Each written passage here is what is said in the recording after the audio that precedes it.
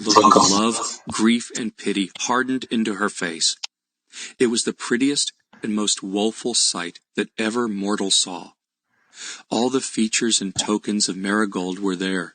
Even the beloved little dimple remained in her golden chin. But the more perfect was the resemblance, the greater was the father's agony at beholding this golden image, which was all that was left him of a daughter. It had been a favorite phrase of Midas, whenever he felt particularly fond of the child, to say that she was worth her weight in gold. And now the phrase had become literally true. And now, at last, when it was too late, he felt how infinitely a warm and tender heart that loved him exceeded in value all the wealth that could be piled upon betwixt the earth and sky. It would be too sad a story if I were to tell you how Midas, in the fullness of his gratified desires, began to wring his hands and bemoan himself, and how he could neither bear to look at Marigold nor yet to look away from her. Except when his eyes were fixed on the image, he could not possibly believe that she was changed to gold. But stealing another glance, there was the precious little figure, with a yellow teardrop on its yellow cheek, and a look so piteous and tender, that it seemed as if that very expression must needs soften the gold and make it flesh again.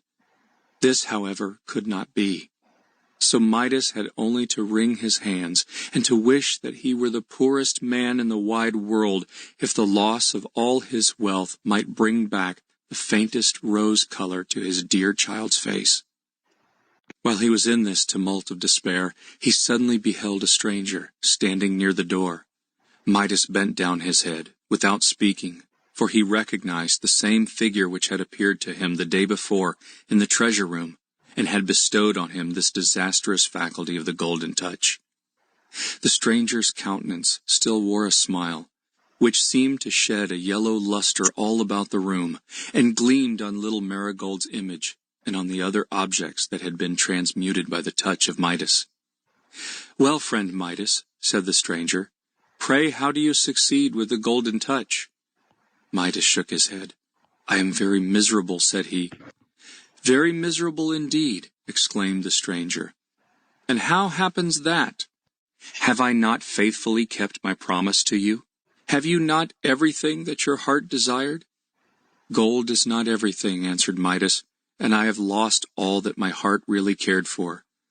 "Ah, so you have made a discovery since yesterday," observed the stranger.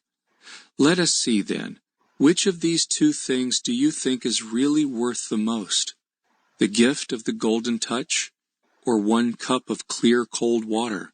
"Oh, blessed water!" exclaimed Midas. "It will never moisten my parched throat again." "The golden touch," continued the stranger, "or crust of bread?"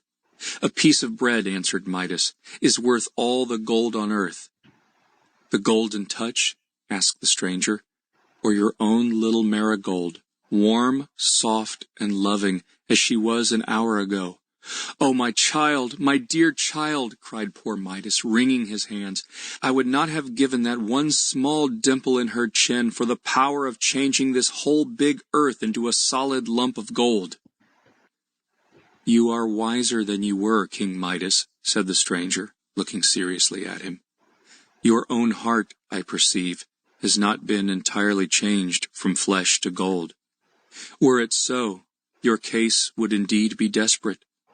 But you appear to be still capable of understanding that the commonest things, such as lie within everybody's grasp, are more valuable than the riches which so many mortals sigh and struggle after.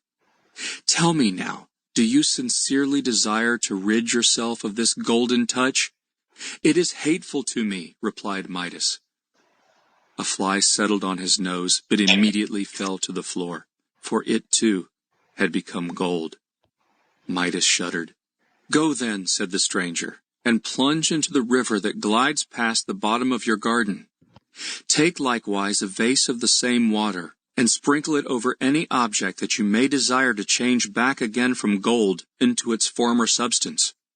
If you do this in earnestness and sincerity, it may possibly repair the mischief which your avarice has occasioned." King Midas bowed low, and when he lifted